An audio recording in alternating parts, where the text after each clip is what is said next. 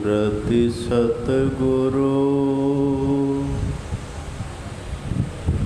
मिलवै सर्वाधार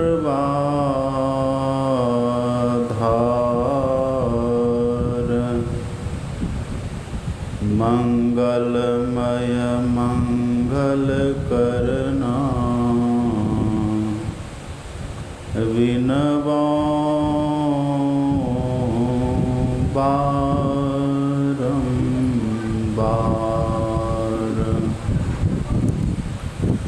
धन्य धन्य सतगुरु सुखदा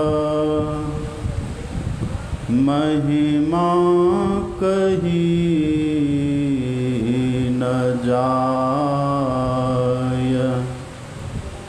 जो कुछ कहूँ तुम्हारी कृपा माते कछु न बसाय। बोलिए प्रेम से श्री सद्गुरु महाराज की जय। श्री सद्गुरु महाराज की जय। श्री सद्गुरु महाराज की जय। इस पावन स्थल पर सादर उपस्थित अर्चनीय वंदनीय मुद मंगलमय साधु समाज, परम आदरणीय सत्संग प्रेमी महानुभावों, पूजनीय माताओं तथा भक्तिमती बहनों, हम लोग जो अभी यहाँ बैठकर सत्संग कर रहे हैं, इस सत्संग का उद्देश्य सब कोई जान ही गए। हमारे परम आदरणीय श्री गोपाल रामानी जी की पोती की छठी के उपलक्ष्य में यह सत्संग हो रहा है। उनका नाम बहुत अच्छा है। मैंने पूछा उस बच्ची का नाम क्या है, तो कहा कि बाबा उनका नाम है दीक्षिता। इनका पूरा परिवार दीक्षित है और नाम भी बहुत अच्छा रखा, दीक्षिता। यद्यपि आज छठा दिन नहीं है, फिर भी श्रद्धा से प्रेम से छठी कह करके सत्संग मना रहे हैं, सत्संग कर रहे हैं। तो हम लोग यहाँ बैठ करके सत्संग कर रहे हैं। सत्संग में होता क्या है? संत महापुरुष कहते हैं सत्संग में संत वचन रूपी गंगा बहती है। संतों के वचन को, संतों के ज्ञान को गंगा कहते हैं। जैसे गंगा स्नान करने से पाप क्षीण होता है, पुण्य होता है, ऐसे ही शरदा तप निशि शशि अपहरई असंत दरस जिमि पातक टरई। जैसे गंगा स्नान से पाप क्षीण होता है, पाप क्षय होता है, ऐसे ही संतों के वचन रूपी गंगा स्नान करने से श्रोताओं का भी पाप क्षीण होता है। तो संतों का ज्ञान गंगा की तरह भी है और संतों का ज्ञान अमृत की तरह भी है। और संतों के ज्ञान से बड़ी तृप्ति होती है।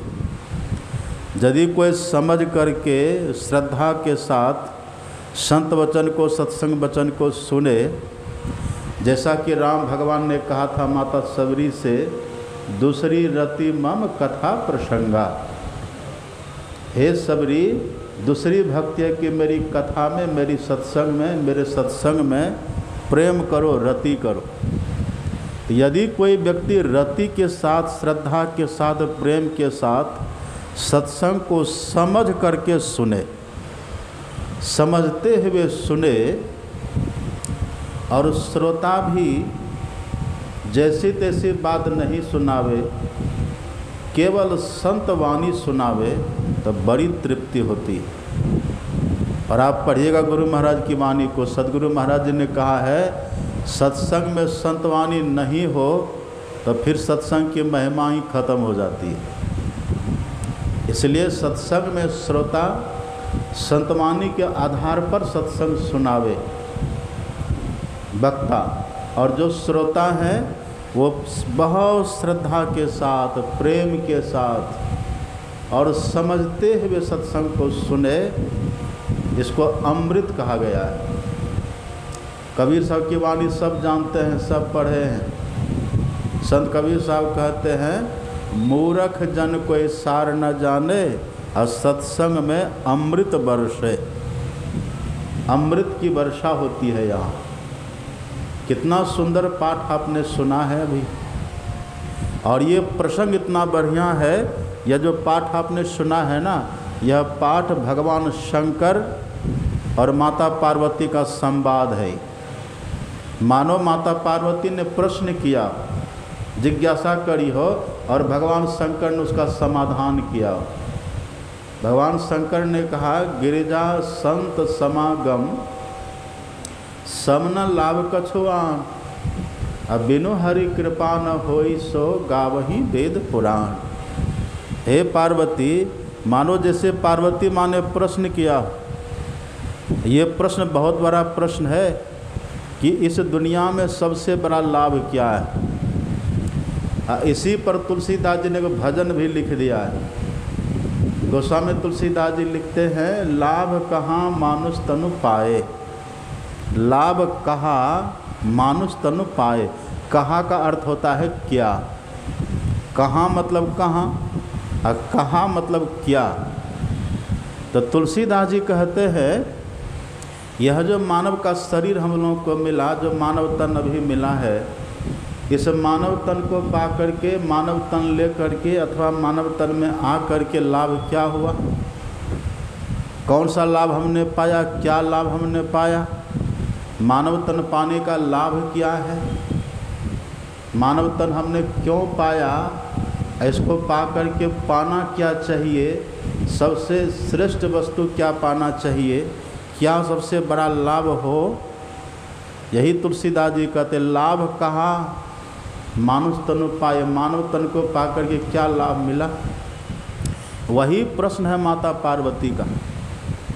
पार्वती माता ने प्रश्न किया हो, मानो ऐसा लगता है कि प्रभु इस संसार में सबसे बड़ा लाभ क्या है, सबसे श्रेष्ठ लाभ क्या है।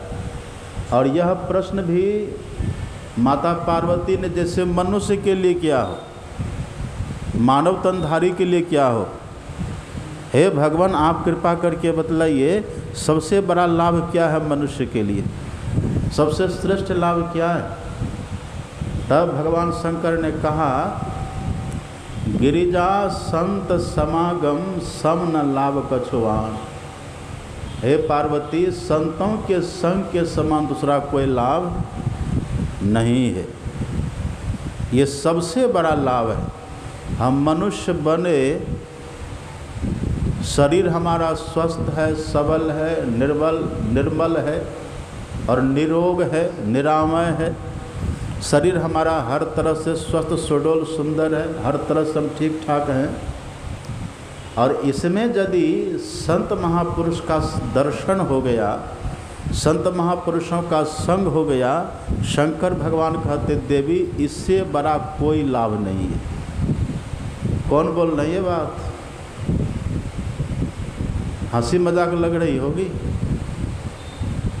ये भगवान शंकर बोल रहे हैं, ये वचन भगवान शंकर का है। भगवान शंकर कहते कि देवी इस मानव तन में आकर के संत महापुरुषों का दर्शन होना ये बहुत बड़ी बात है, सबसे बड़ा लाभ है। ये संतमत का सत्संग है ना। संतमत के सत्संग में किसी भी बात को ठोस करके समझा जाता है, किसी भी बात को पक्की करके, ठोस करके, बिल्कुल निर्णय करके, निर्णित करके, ताकि उसमें कोई शंका न हो, कोई संदेह न रहे, किसी तरह का भ्रम न हो जाए। बिल्कुल निर्भ्रांत ज्ञान प्राप्त होता है। तो ये जो भगवान शंकर कहते हैं ना कि देवी संतों का संग ये सबसे बड़ा लाभ है। अब पढ़िएगा भागवत को, इसकी व्याख्या मानो किए हों। वेदव्यास जी महाराज ने इसकी व्याख्या की। वेदव्यास जी कहते हैं ऐसे नहीं मिलता किसी को संत महापुरुष का दर्शन। वो थोड़ी व्याख्या कर दे, थोड़ी और गहराई में जाते हैं। वेदव्यास जी कहते हैं दुर्लभो मानुषो देहो देहिनाम क्षण भंगुरः तत्रापि दुर्लभम मन्ये वैकुंठ प्रिय दर्शनम। वेदव्यास जी इसी बात को थोड़ी व्याख्यायित करके, थोड़ा इसको खोल करके, थोड़ा वर्णन करके और हृदयग्राही बना करके, थोड़ा ठीक से समझा करके, सब ग्राही बना करके भगवान शंकर वेदव्यास जी कहते हैं कि पहले तो सबसे दुर्लभ चीज़ है ये मानव का तन मिलना। ये मानव का तन ऐसे नहीं मिलता। अभी देखते छठी हम लोग मना रहे हैं ना, छठी मनाते हैं ना। छठी मनाने के पीछे भी राज रहस्य है, पर उधर अभी नहीं जाना है। छठी का पर अपने यहाँ हम लोग वैदिक सनातन धर्मावलंबी है, हम लोग हिंदू हैं। हमारे यहाँ बाल बच्चों के लिए भी कई पर्व होता है, उसी में छठी है। और जितिया सुने हैं कि नहीं नाम जितिया? उसी को खर जितिया भी कहते हैं। जब कोई बच्चा पर कोई संकट हो, अब बाल बाल बच जाते, लोग क्या कहते हैं, तेरी माँ खर जितिया की होगी, ऐसा लोग कह देते हैं। तो ये जब कुछ ऐसा पर्व अपने यहाँ, कुछ त्यौहार अपने यहाँ है जो बच्चों की सुरक्षा के लिए, बच्चों के सुखद जीवन के लिए, उनके सुखद भविष्य के लिए लोग करते हैं, उनका सुखद मंगलमय जीवन हो, इसके लिए लोग करते हैं। ये अन्य शरीरों में ऐसा नहीं होता। कभी कोई सुने कि गाय के बच्चा का छठी कोई मनाते हैं? ऐसा होता है? सिंह बड़ा जंगल का राजा वनराज, मृगराज है सिंह, पर कोई उसका छठी मनाता है? नहीं मनाता। ये सब व्यवस्था, ये सब उपाय सब मनुष्य के लिए, ये सब मनुष्य के लिए है। तो सबसे बड़ी बात है, वेदव्यास जी कहते हैं ये मानव का तन पाना बहुत दुर्लभ है। नरतन सम नहीं कबन्यु देही जीव चराचर जाचत दे। ये मानव का तन सब चाहते, पर मिलता सबको नहीं है। किसको मिलता है मानव का तन? मानव का तन किसको मिलता है? मानव का तन न तो पुण्य साध्य है, न तो सत्कर्म साध्य है। मानव का तन एकमात्र ईश्वर कृपा साध्य है। जब ईश्वर की कृपा हो बस तभी ये मानव का तन मिलता है। आप पढ़िएगा रामचरितमानस, राम भगवान ने कितना बढ़िया साफ सुलझा करके, भिक्षा करके, तब भगवान ने कहा आकर 4,84,000 योनि भ्रमत यह जीव अविनाशी। फिरत सदा माया कर प्रेरा, काल कर्म स्वभाव गुण घेरा। कबहों के करी करुणा नर देही देत ईस बिनु हेतु से नहीं। कबहों के करी करुणा, करुणा कहिए चाहे कृपा कहिए, एक ही बात है ना। जब ईश्वर कृपा करते हैं किसी को तभी ये मानव का तन मिलता है। और दूसरी बात वेदव्यास जी कहते हैं ये मानव का तन मिल तो गया, ये सुर दुर्लभ है। जीव चराचर इसकी याचना करते हैं। ये बड़ा महत्तम है, बड़ा श्रेष्ठतम है ये मानव का तन, पर इसमें एक बड़ा भयंकर दुर्गुण है, इसमें बड़ा भयंकर एक अवगुण है। वो अवगुण क्या है? ये कब गिर जाएगा, ये मानव का तन कब छूट जाएगा, ये मानव का तन कब मर जाएगा, ये कहना बड़ा कठिन है। ये किसी को पता है? ये किसी को पता नहीं है। कभी कल गांव घर में जब कोई व्यक्ति मर जाते ना, जवान व्यक्ति चाहे बच्चा, तो लोग कहते कि भगवान ने अच्छा नहीं किया। लोग कहते ये अकाल मौत हो गई, लोग कहते ये अच्छा नहीं हुआ। लेकिन ऐसा नहीं, सब अच्छा ही हो रहा है। ये सिद्धांत पहले बना दिए।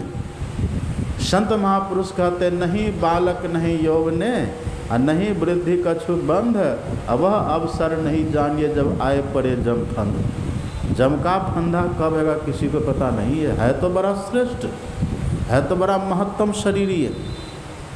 इसको देवता भी चाहते हैं। जितने चराचर जीव है, चींटी से लेकर के देवता तक, कीड़ा मकोड़ा, पशु पक्षी, पेड़ पौधा, सब मानव तन को चाहते हैं। लेकिन मिलता है किनको? जिनका चुनाव ईश्वर करते, परमात्मा करते, उन्हीं को मिलता है। और यदि ये मिल जाती है, कब गिरेगा है कोई ठिकाना। हमारे गुरु महाराज जी कहते औचक ही गिरी जाए। औचक का अर्थ होता है अचानक। ये अचानक गिरेगा, कहाँ गिरेगा, कब गिरेगा, ये किसी को पता नहीं है। बालू के भीत धुआं के धरहर। बालू का भीत दीवाल बनेगा बालू का, यदि कोई मेहनत करे थोड़ा खड़ा भी कर दे, हवा चलते ढर ढनमना जाता है। बादल से घर कभी बना सकिएगा? अपने आप कभी बनता है, और जैसे हवा चली सब तितर बितर हो जाता है। ऐसे शरीर है हमारा। तन यह कागज को पुतनाना, मत को करे गुमाना। बालू के भीत धुआं के धरहर, पवन लगे उड़ी जाना। जैसे नौन गले पानी में। नमक को कितना देर लगता है गलने में पानी में? माटी के बर्तन बन्यो, पानी ले साना हो। और कहे कबीर, माटी के बर्तन बन्यो, पानी ले साना हो। अब बिनसत बार न लागी है। बिनसने में थोड़ी देर भी लगती है। कब ये विनष्ट जाएगा, कहाँ विनष्ट जाएगा, इसका कोई अता पता नहीं। वेदव्यास जी कहते हैं पहले तो मानव का तन दुर्लभ है। यदि ईश्वर कृपा से मिल गया तो ये मिलने के बाद इसका टिका रहना दुर्लभ है, इसका जीवित रहना दुर्लभ, इसका कुशल रहना दुर्लभ है। शरीर में रोग है, ये व्याधि मंदिरम है, ऐसी में जम का बासा भी है। ये कब गिरेगा, कब बीमार पड़ेगा, कब रोगग्रस्त हो जाएगा, किस समय आँख काम करना छोड़ देगी, नाक काम करना छोड़ देगी। मेरी जो नाक है ना, कुछ भी पता नहीं चलता। अब मेरी नाक के सामने कुछ भी रख दीजिए, खुशबू से खुशबू वाला पदार्थ कुछ भी नहीं लगता। नाक है पर काम कुछ नहीं हो रहा है इसका। नाक है लेकिन व्यर्थ हो गया। सुगंधी तो लगनी चाहिए ना, खुशबू, सुगंध दुर्गंध का पता चलना चाहिए ना, पर हमको कुछ नहीं लगता। ये नाक कब काम करना छोड़ दे, आँख कब काम करना छोड़ दे, हाथ में कब क्या हो जाए, पैर में कब लकवा मार दे, है किसी को पता? किसी को पता नहीं। कब कौन अंग हमारा निष्क्रिय हो जाए, निकम्मा हो जाए, व्यर्थ हो जाए, साथ हमारा छोड़ दे, कोई अता पता नहीं है। कब हम रोगी हो जाए, कोई अता पता नहीं। मृत्यु का भी कोई अता पता नहीं है। वेदव्यास जी कहते यदि हम सब कुशल हैं, जीवित हैं और स्वस्थ हैं, अगर मानव तन सब तरह से ठीक ठाक है, तब वेदव्यास जी कहते तत्रापि दुर्लभम मन्ये वैकुंठ प्रिय दर्शनम। यदि मानव तन सब तरह से ठीक ठाक है, सब सुन रहे हैं ना आप लोग, सब यहाँ हैं कि नहीं? यहाँ से भागिए मत, मन को भगाइए नहीं।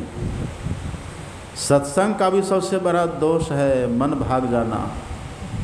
हमारे गुरु महाराज जी कहते हैं विषयों में ही मन लागे और सत्संग से हटी भागे। ये मन सत्संग से भागते रहता है, तो भागे नहीं, तन के साथ साथ हमारा मन भी स्थिर रहे, शांत रहे, ऐसा प्रयास करके बैठिए। देखिए वेदव्यास जी वर्णन करते, जो भगवान शंकर ने कहा ना गिरिजा संत समागम सम न लाभ कछुआन, तो वेदव्यास जी ने इसी के व्याख्या करके उसको तीसरा स्टेप पर पहुंचा दिया, तीसरी सीढ़ी मानो, ऊंचा पोजीशन दे दिया। पहले तो मानव का तन ही दुर्लभ है, मानव का तन मिला तो समझिए बड़ा लाभ मिल गया। और मानव का तन मिला, हम जीवित हैं, सकुशल हैं, स्वस्थ हैं, हर तरह से सबल हैं, सुविधाओं से संयुक्त हैं, हर तरह से व्यवस्थित हम हैं, तो समझ लीजिए ये और बड़ा लाभ हो गया। और सबसे बड़ा लाभ कहते हैं वेदव्यास जी महाराज, इतना सब कुछ होने के बाद भी शरीर मिला, स्वस्थ है, स्वरूप है, सुडोल, हर तरह से ठीक है। इसके बाद वो कहते तत्रापि दुर्लभम मन्ये वैकुंठ प्रिय दर्शनम। वैकुंठ प्रिय का अर्थ होता है संत, साधु, महापुरुष। जो संत हैं, जो महापुरुष हैं, उनका दर्शन और दुर्लभ है। इसलिए भगवान शंकर कहते हैं, गिरिजा संत समागम सम न लाभ कछो आन, बिनु हरि कृपा न होई सो गावही वेद पुराण। तो संत का दर्शन कर लेंगे तो काम खत्म हो गया। संत के दर्शन के बाद कुछ नहीं करना है। अब संत के दर्शन की बड़ी महिमा है, और संत का दर्शन सबको होता है। हमारे चुनचुन बाबू को गुरु महाराज जी का दर्शन हुआ, किए ना आप? हमारे सिंहेश्वर बाबू हैं, सब महापुरुष सब बैठे हैं, सब गुरु महाराज जी का दर्शन किए। कितना तो उनसे दीक्षा लिए, कितना उनका चरण छुए, कितना उनका चरणामृत लिए। ये बहुत बड़ी बात है। एक झलक भी जो सदगुरु महाराज जी को देख लिए होंगे जीवन में, वो साधारण हो ही नहीं सकते। एक झलक, वही तुलसीदास जी लिखते हैं ना, सरदा तप निशि शशि अपहरई, असंत दर्श जिमि पातक टरई। संतों के दर्शन करने मात्र से पातक टलता है, टरता है, हट जाता है। एक झलक कोई संत को देख ले, वो भीतर अपना छाप छोड़ जाता है, वो छाप अमिट हो जाता है। वो आज न कल अपना वो कमाल, अपना चमत्कार दिखा करके छोड़ता है। एक बार कोई दर्शन तो कर ले, साधारण नहीं है।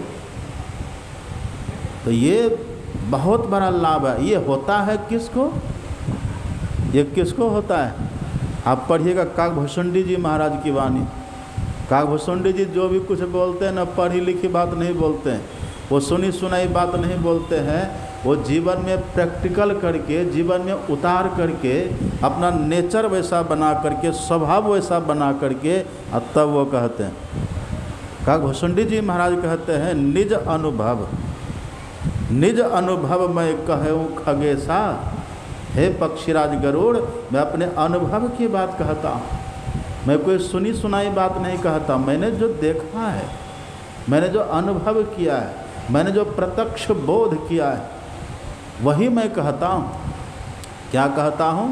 वो कहते हैं, निगमागम पुराण मत एहा।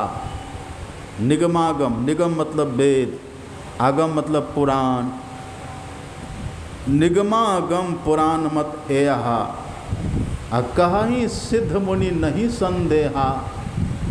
कहीं सिद्ध, सिद्ध जो साधना में सिद्ध हो चुके हैं, जिनके मनन का अंत हो गया, ऐसे मननशील कोई मनन करने वाले जो मुनि लोग हैं, जो खोज करते करते, जो अपने भीतर जाते जाते प्राप्तव्य को प्राप्त कर लिए। और वेद भगवान पुराणों में जो वर्णन है, संत विशुद्ध, बहुत ध्यान से सुनिएगा, संत विशुद्ध मिलई पर तेई, अचितवई राम कृपा करी जई।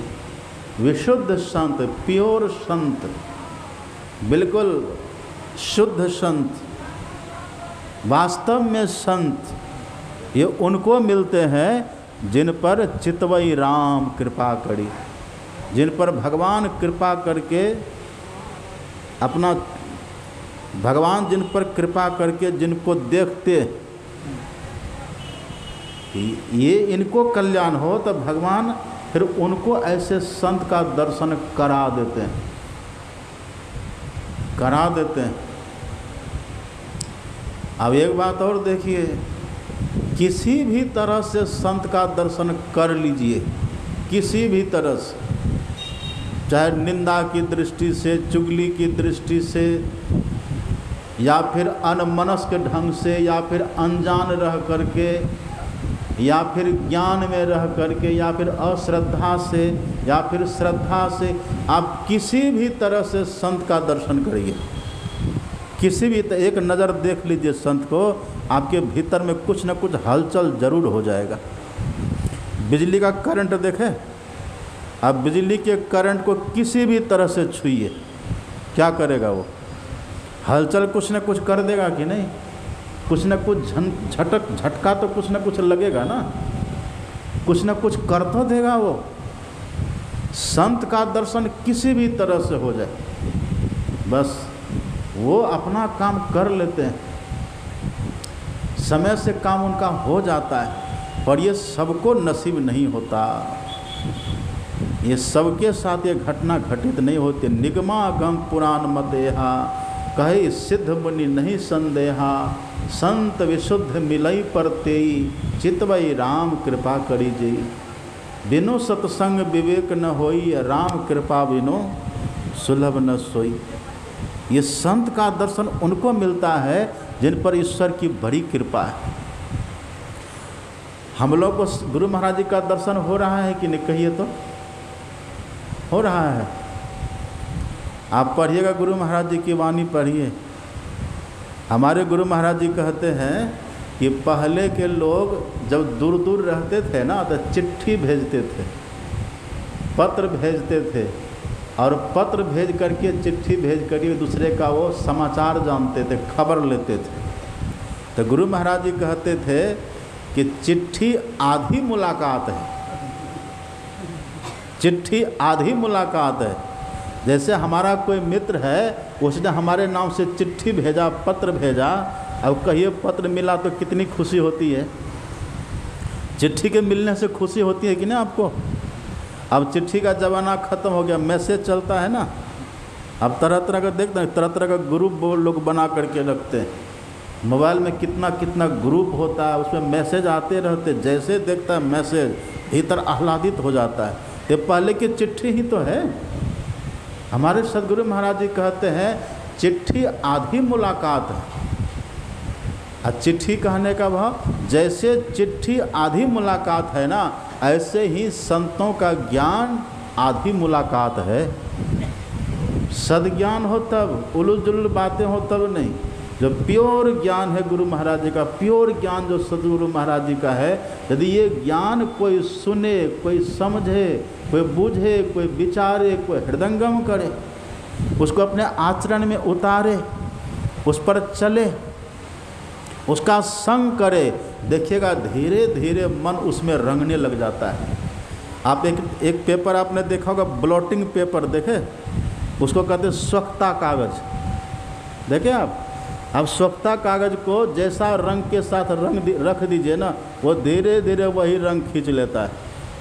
उसको लाल रंग के पास रख दीजिए, धीरे धीरे लाल रंग खींच लेगा। ब्लॉटिंग पेपर होता है स्वच्छता कागज। वो जहाँ उसको रखिए ना, जैसे रंग के पास, वो धीरे धीरे उसके रंग को खींच लेता, वैसा ही हो जाता है वो। हमारा मन वैसा ही है।